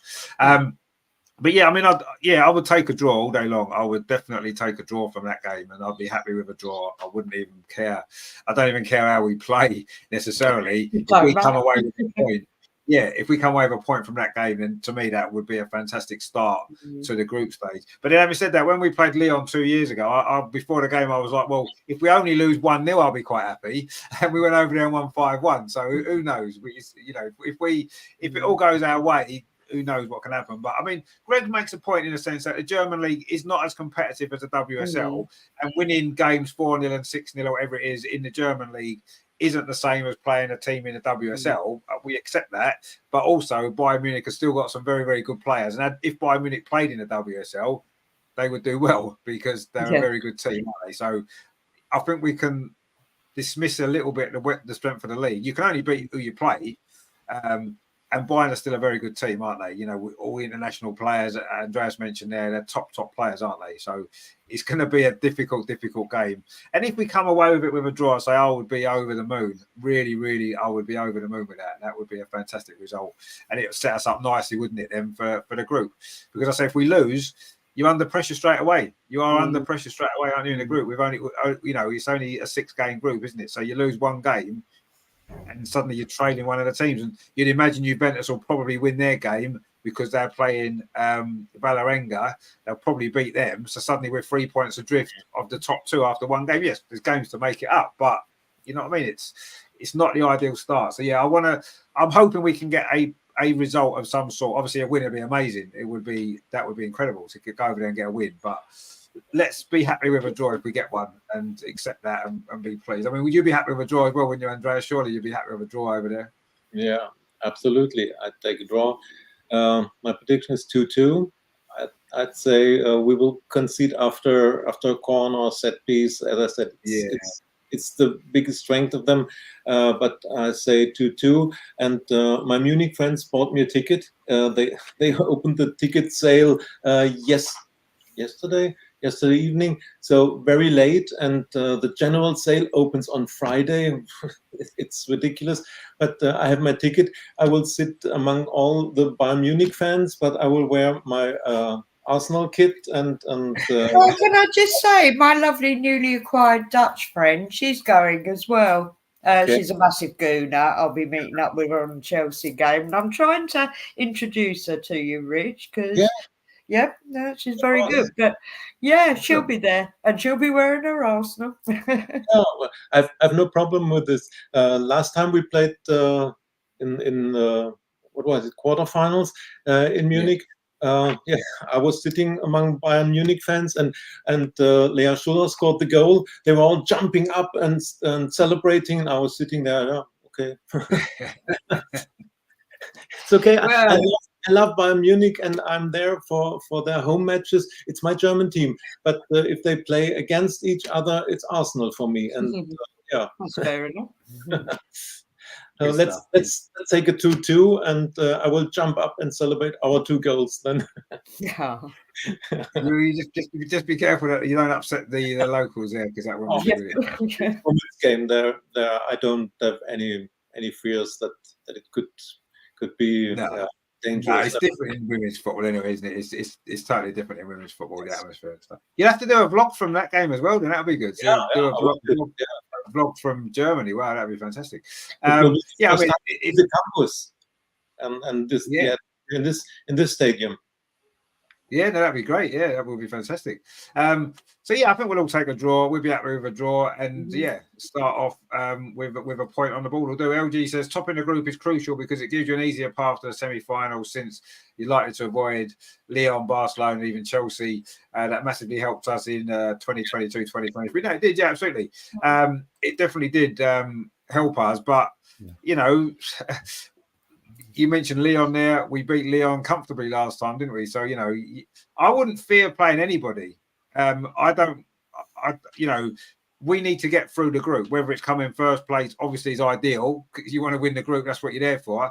But if we come second and qualify, it means we get a group winner in the next round. That's the way it is. We can't fear any. If you're going to win the Champions League, you're going to have to beat at least one of the good teams or the top teams, aren't you, at some stage, whether it's in a quarter-final, a semi-final, or the final, and whether it's Chelsea, Lyon, or Barcelona. We're going to have to beat one of those teams to win it, aren't we, at some stage, whether it's over 2 legs or in the final. So let's play them whenever we play them, and let's beat them whenever we play. Imagine if say we get Barcelona in the quarter-finals and we beat them, who's going to stop us then from winning it? Nobody. No one can stop us. We'd be invincible. So everyone will be worried about playing us. You know, we go over to Barcelona, smash them 3-0 or whatever it is, like we did with Lyon. You know what I mean? And then everybody's going to fear us. So let's not go in with that kind of inferiority complex that, we don't want to play Lyon, we don't want to play these, no, let them worry about us. They don't want to play us. That's how we need to think about it. Yes, we want to win the group. Of course we do. Everybody wants to win the group, but you know, we in a Champions League group that you've got very, very good teams that we're playing. You know, it's not even guaranteed we're going to finish in the top 2. Looking at the group, Juventus are a decent team.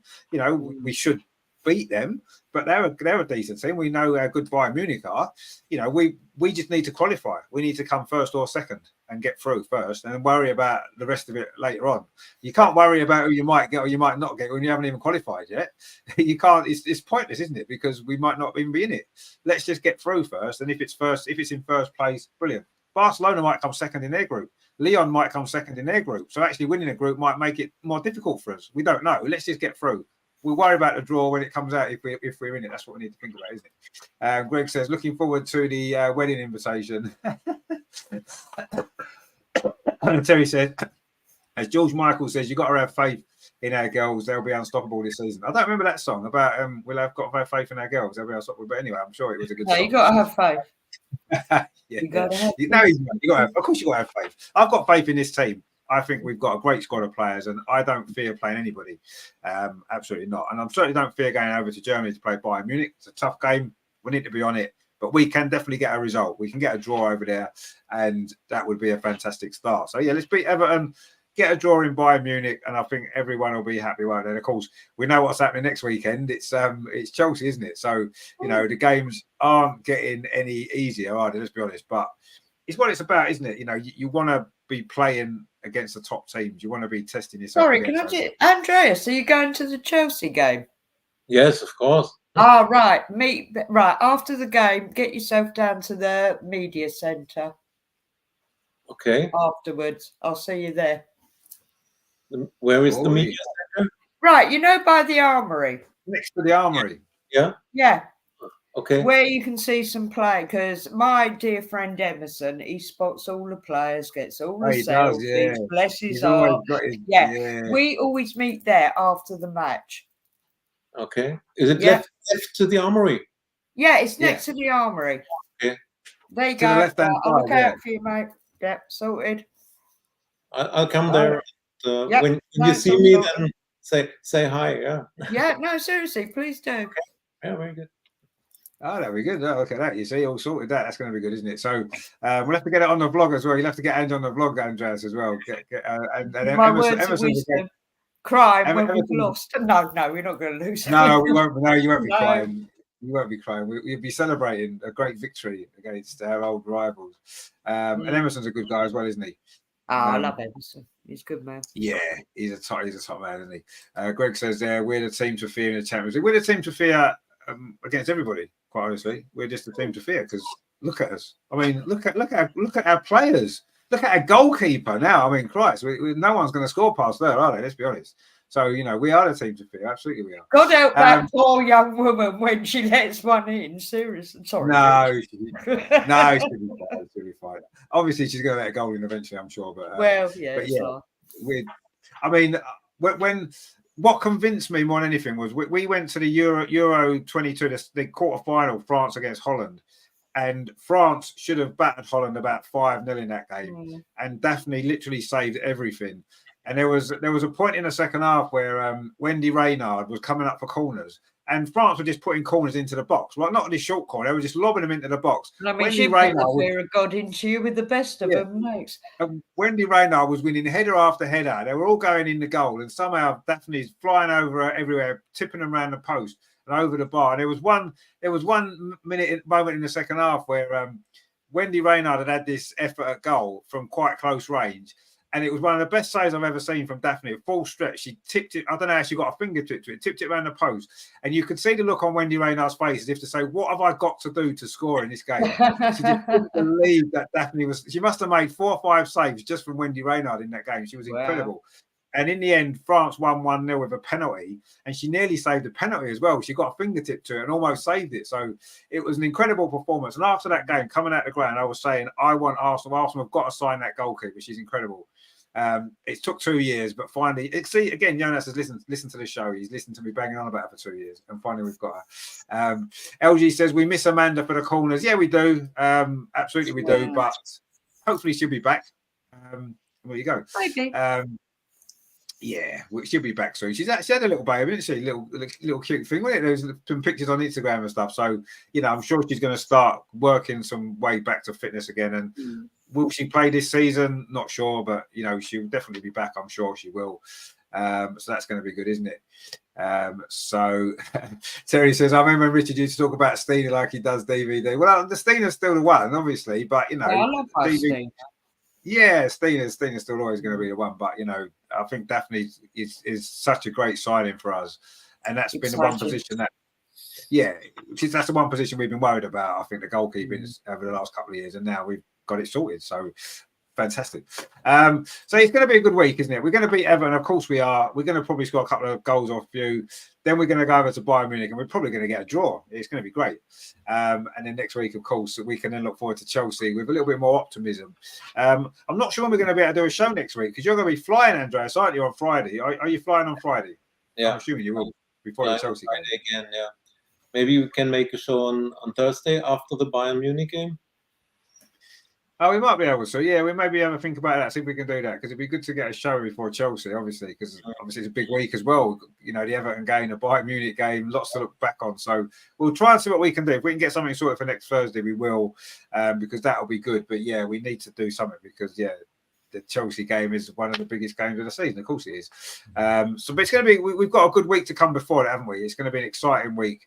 We're always looking forward to it, as always, and it's great that we've got these big games to look ahead to, isn't it? Because that's what it's all about. It's what we're here for.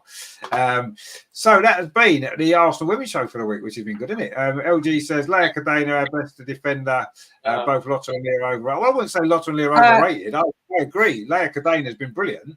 Absolutely. That's my birthday twin, by the way. Age only separates us and nationality. Leia is, I called that out. I'm not a water diviner with players. I can't tell you what. I knew she'd be absolutely a blinding player. Leah, don't even go there. Poor Wouba-Moy. Oh, we love her, but she's lost. If I'm going to be brutal, she's done really well, but it's just never quite been there. If that makes sense.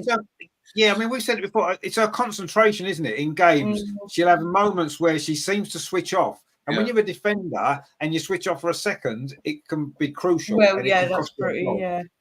And unfortunately, even now, I think she's improved that over the last couple of seasons. But even now, it still does happen from time to time. And while that keeps happening, that's what's stopping her being a top player.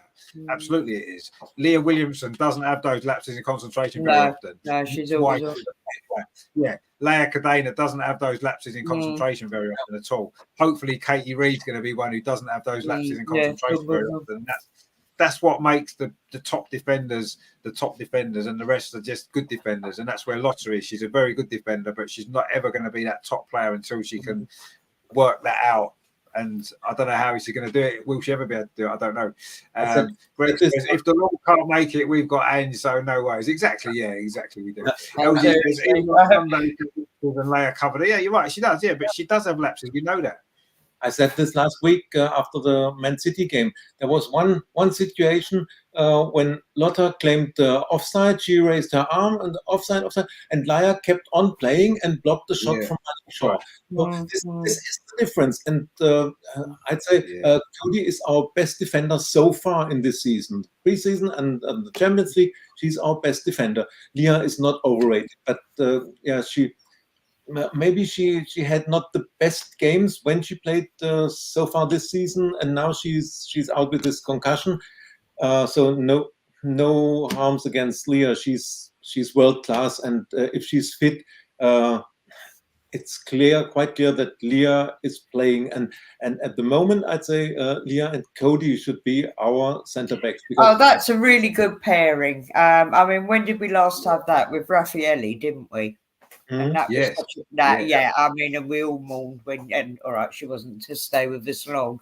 And also the biggest factor, guys, and not yourselves, people in the chat, Leah has come back from an ACL. Yeah, and it really does take time. I mean, it's only now that, I mean, she's got the concussion protocol at the moment, but it's only recently she can play 90 odd minutes again, isn't it? Or near enough. No, exactly. Yeah, and I do think that her injury has made it. I don't think it's necessarily just made an impact on her physically. Of course, it has. She hasn't played. She didn't play football for like 9 months, 10 mons. Of course, it's going to have an impact. You're not going to get back to your best straight away. But I think as well, the injury with Leah has. I think it's opened up some different avenues in her life and her career that wasn't maybe there before, because all she was doing was playing football. She had that time off, and she's been given other opportunities in other areas of career and stuff like that. And I think that maybe a little bit, and I've been a bit worried about this, maybe her focus has been slightly pulled away from football during that injury period, and maybe she's working to try and get that back again, as well as getting fully fit and feeling fully fit on the pitch. And I don't think she has been fully fit since she's come back. I think she's still. I don't think Beth was last season either. Now we're starting to see a new Beth again because she's now getting back into it. And I think Leah is going to take that time, because don't forget Leah's injury was 4 months after Beth's, so she's still behind Beth in recovery time, and Beth's only just about back to her best now. So Leah's going to need time still, and we need to understand that she's not suddenly going to come back and be what she was pre her injury. So she needs time. I'm not worried about Leah particularly. I just feel as though she'd maybe had a few different interests going on outside of football over the last year or so, and maybe it's been a bit of a distraction, and she doesn't look at her best yet, but I think it will come. Greg says Lotta's pace worries me. Yeah, well, lack of pace, actually. It's not her pace, it's a lack of pace. That's the problem, isn't it? Absolutely right. Which is true. LG says Leah can be bullied because of her slight frame. The only player I've really noticed I have problems with has been Sam Kerr. Not so much from a bullying perspective, just that's the player that gives her the problems, isn't it? No one else really seems to give her major problems. I've never been concerned, other than when she plays against Sam Kerr. For some reason, it seems to get in her head more than anything. Like that England-Australia game before she got injured. Do you remember when she made that terrible mistake when Sam Kerr, which she was playing against? She never makes them mistakes usually, and I think Sam Kerr gets in her head. And the header that Sam Kerr got, a last-minute equaliser at the Emirates a couple of years ago. Leah didn't pick her up properly there, and it's in her head more than anything, I think. But yeah, I wouldn't say she gets bullied, but I think mentally sometimes certain players get in ahead, and definitely Sam Kerr does. Terry says, "Are we making Ange be a regular on the show?" I vote yes. Great debut. Apart from that's very sweet. LG says, "Get Ange on more, please." There you go. You see, Ange, you've been quite popular, which is that's good, very sweet of you guys. Greg says, "Leah's still the best central defender in the world just yet." Well, she's when she's fit. She's not fit. Terry says, "At last, me and LG agree on something." LG says the Wolfsburg error stands out when it comes to Lotta. It does, yeah. Bearing in mind that was 120th minute, and obviously mentally she was tired. She had a great game that night, actually, and I don't really want to blame her for that. It was a bad mistake, obviously, but yeah, that you're right. Those are the things that she does too often to be considered a top player. I agree with. But I mean, I agree with LG and with Terry. I mean, Ange, you're welcome to come on anytime. Bless you. Thank you. Yeah, I shall pop on now and again, but I'd equally be in the chat to promote you guys. But yeah, seriously, Andreas, we'll meet up at the Chelsea game. It'd be lovely. Yeah. I'd Good love to meet new friends. Yeah.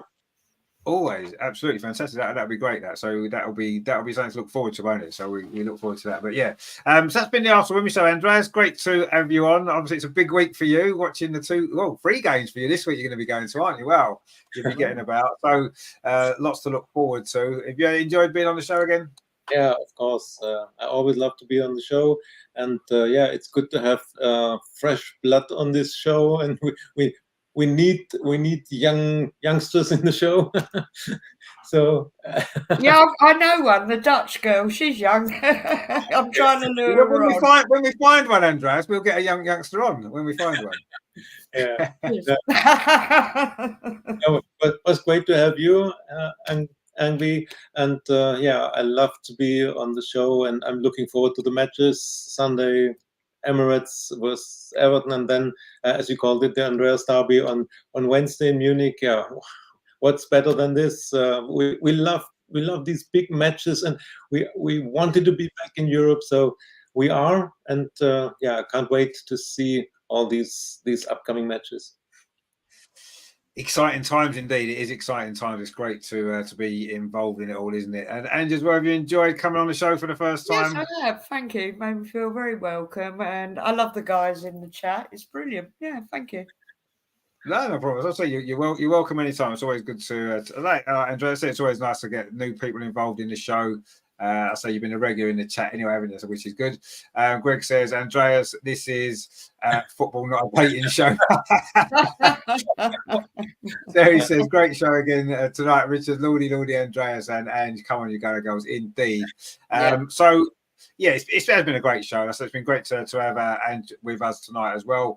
I'm back on Saturday, of course, for the Premier League game, Arsenal-Southampton. So join me for that 2:45. Sunday, of course, Arsenal women at the Emirates against Everton. So join me for that one as well. That is kicking off at 2:00. So I'll be at 2:45 for that. Of course, next week, there's a lot of big stuff going on. The Bayern Munich game on Wednesday. Well, that is going to be good. We'll try and squeeze a women's show in as well at some point. And of course, next weekend, it is Chelsea. The big one, isn't it? Arsenal-Chelsea at the Emirates. That's going to be fantastic.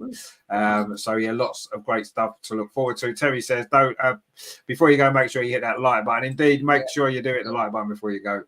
Give us a like and do subscribe if you are new. Lots of great stuff to come, as we said, over the next couple of weeks. It's exciting times, isn't it? And it's great to be a part of it. It's great to have you guys involved as well. So thanks everyone for watching. Thanks to Andreas. Thanks to Ange. Thanks to everyone in the chat. And yeah, don't forget to look out for the game on Saturday, and then of course Sunday from the Emirates. Andreas will be doing his vlog as well, so look out for that, because that's going to be good as always. So look forward to that. Yeah, thanks you guys for watching. We'll see you very soon. Come on, you Gunners. Come on, you Gunners. See you later, guys. Take it easy. Thanks a lot.